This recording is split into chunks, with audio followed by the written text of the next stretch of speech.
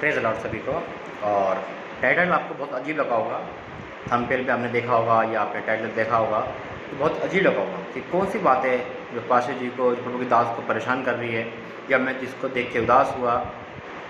और उदास की वजह है मेरे भाइयों, मैं क्यों उदास हुआ। बाइबल कहती है हमें आनंदित होना है ना।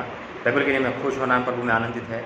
लेकिन मैं क्यों उदास हुआ, क्यों, वो क्या चीज़ देख ली ऐसी, क्या हैरान कर दिया मुझे उस बात ने जिसके कारण मैं उदास हो गया, जिसके कारण मैं निराशा में, मतलब एक बोझ में दब गया।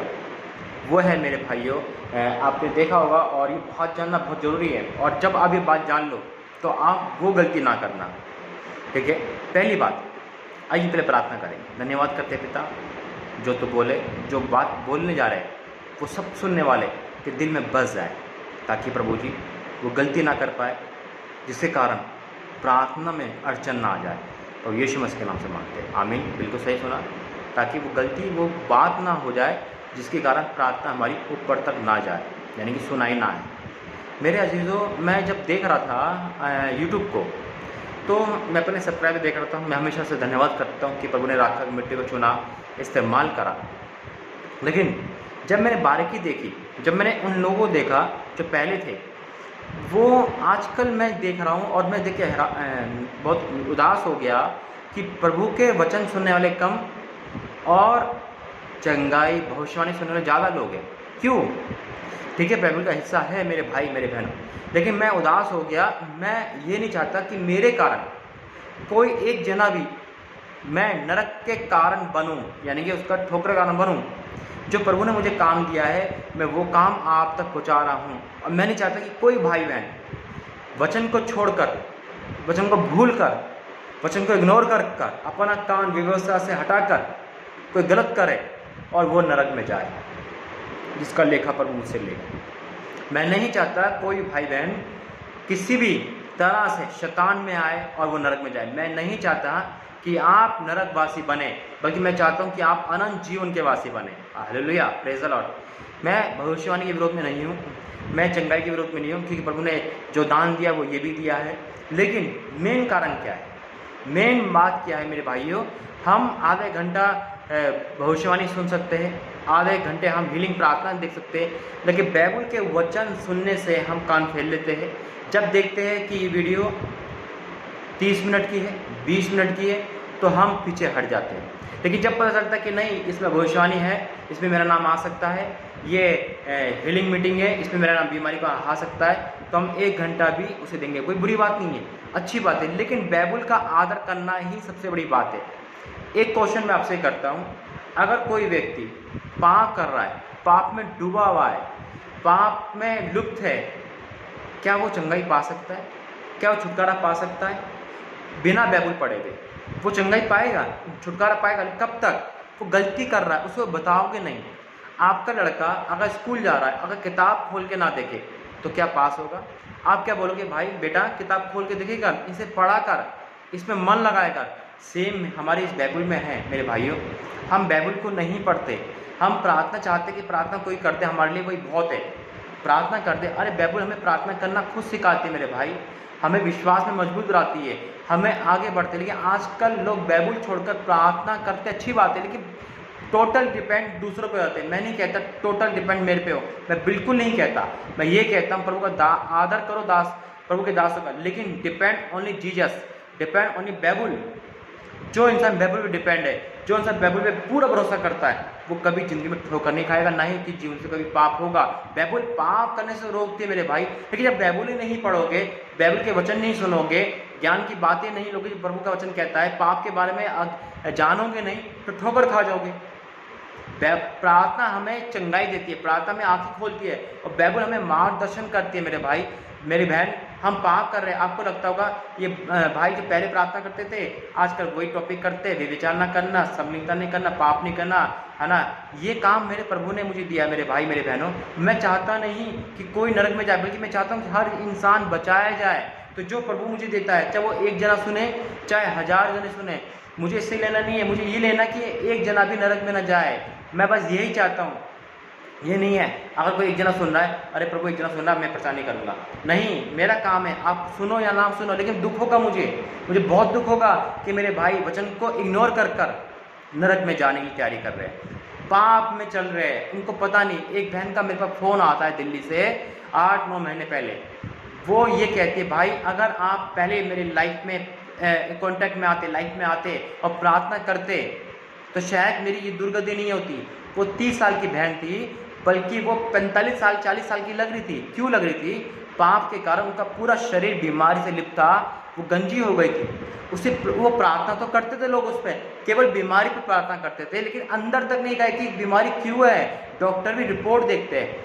जब प्रभु ने मुझे बताया कि जीवन में पाप है, और 15-16 साल की उम्र से पाप कर रही थी और पाप के बारे में वो अज्ञात थी, जानती नहीं थी कि ये भी पाप होता है। कितनी बहनों ने मुझे ये बोला, भाई ये भी पाप होता है, भाई ये भी पाप होता है। मुझे तो किसी ने बताया नहीं।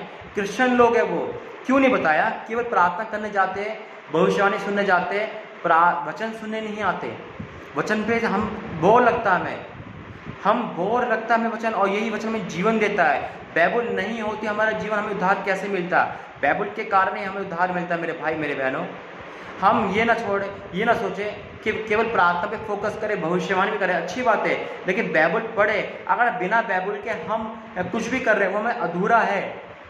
चंगाई मिल जाएगी लेकिन फिर पाप करेंगे, फिर बीमारी आ जाएगी। भविष्यवाणी हो गई लेकिन फिर पाप करेंगे, फिर बीमारी आएगी। लेकिन जब पाप ही नहीं करेंगे बाइबल पढ़कर, तो हम पाप से सावधान रहेंगे, चौकस रहेंगे। जैसे एक पेशेंट इंसान डॉक्टर की फॉलो करता है बात, उसी प्रकार से हम बाइबल की बात फॉलो करें तो हम प्रभावशाली होंगे। यहोशू 1:8-9 में साफ लिखा है। बाइबल की प्रतिज्ञा हमारी लाइफ है। बाइबल के वचन तो बोलते हैं। जब बाइबल के वचन नहीं हमें याद नहीं होगा तो शैतान का कैसे सामना करेंगे? कैसे वो हम उससे लड़ पाएंगे? कैसे प्रभु के अधीन हो पाएंगे? आज दुख हुआ मुझे देखकर कि जितने भी पहले वचन सुनने वाले थे कहाँ चले गए। आपको वचन का पावर नहीं पता।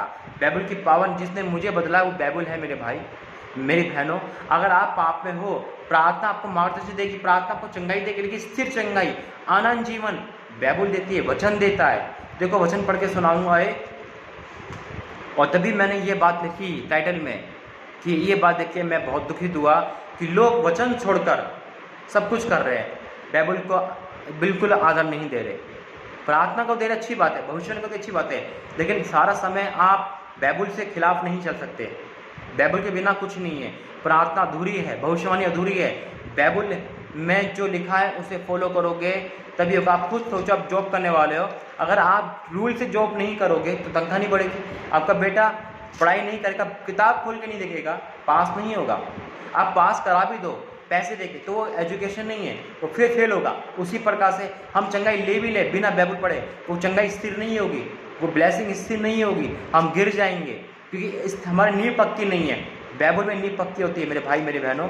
देखो क्या लिखा है नीति वचन 28-19 पद में, जो अपना कान विवशता सुनने से मोड़ लेता है उसकी प्रार्थना घृणित ठहरती है। अब ये लगा लो, प्रार्थना तो घृणित ठहरती है, तो प्रार्थना कर रहे ब्लेसिंग क्यों नहीं आ रही? क्योंकि हम क्या कर रहे हैं, बाइबल की बात नहीं मारे, बाइबल के प्रचार को हम बोर लग रहा है, इग्नोर कर रहे हैं। टाइम देखते हैं कितने मिनट की, 30 मिनट की काट दो। लेकिन अगर पता चल जाए 30 मिनट में हीलिंग मीटिंग है तो हम देखेंगे। क्यों देखेंगे? कहीं हमारा नाम ना हो। बिल्कुल मेरे भाई, आप वचन पे गौर करोगे, आपको चंगाई मिलेगी, स्थिर चंगाई मिलेगी। यिर्मयाह में लिखा हुआ है कि जो प्रभु को छोड़ देता है ना, क्या लिखा है देखिए यिर्मयाह 17:13 में, हे यहोवा, हे इस्राएल के आधार, जितने तुझे छोड़ देते हैं वे सब लज्जित होंगे। जो तुझसे भटक जाते हैं उनके नाम भूमि ही पर लिखे जाएंगे, क्योंकि उन्होंने बहते जल के सोते हुए यहोवा को त्याग दिया। कौन छोड़ देंगे? चर्च नहीं, चर्च तो जा रहे, प्रार्थना भी कर रहे।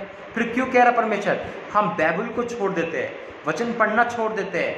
केवल फ़ोन करा, पाशी प्रार्थना करना, पाशी प्रार्थना करना, पाशी प्रार्थना करना, भविष्यवाणी करना।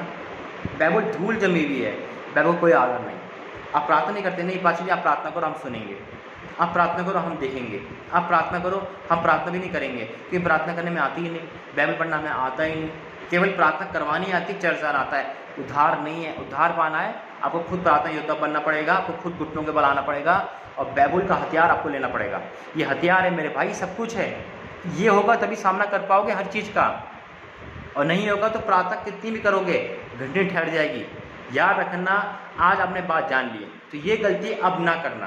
बाइबल को पहला दर्जा दो, चैप्टर पढ़ो, मनन करो उसके वचनों पे, और उसके बाद जो भविष्यवाणी होगी, उसके बाद जो प्रार्थना होगी वो स्थिर होगी, क्योंकि बाइबल से प्रार्थना ली जाएगी वो अब तक होएगी। और शैतान जब आपके पास आएगा तो बाइबल से पढ़ कर उसे डांट सकते हो, ये नहीं कह सकते शैतान से उस दास ने कहा था कि तेरे दिक्कत है यीशु मसीह उस दास के नाम से निकल जा, ऐसे नहीं कह सकते आप।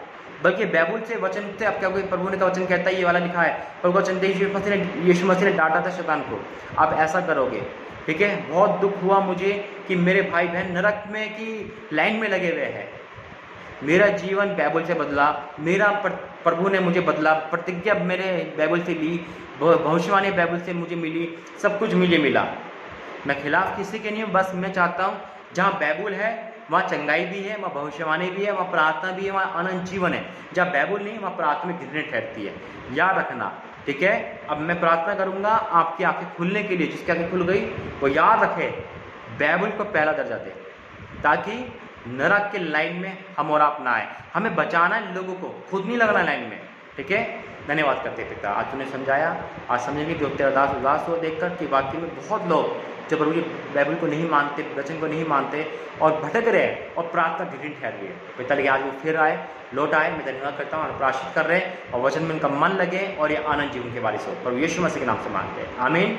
Praise the Lord. इस छोटे से मैसेज में प्रभु ने आपके जीवन को बदला है और आपके जिंदगी को बदला है और आपके जीवन को सही दिशा में लाया। बाइबल पढ़ो, बाइबल से आगे बढ़ो और जितनी भविष्यवाणी आपके लिए हुई है, जितनी प्रार्थना हुई है, वो सब पूरी होगी जब आप बाइबल में आज्ञा मानोगे, बाइबल के हिसाब से चलोगे। बाइबल में धूल जमेगी, याद रखना, आप पे आपकी लाइफ में धूल जमेगी। प्रभु आपको आशीष दे। जय मसीह।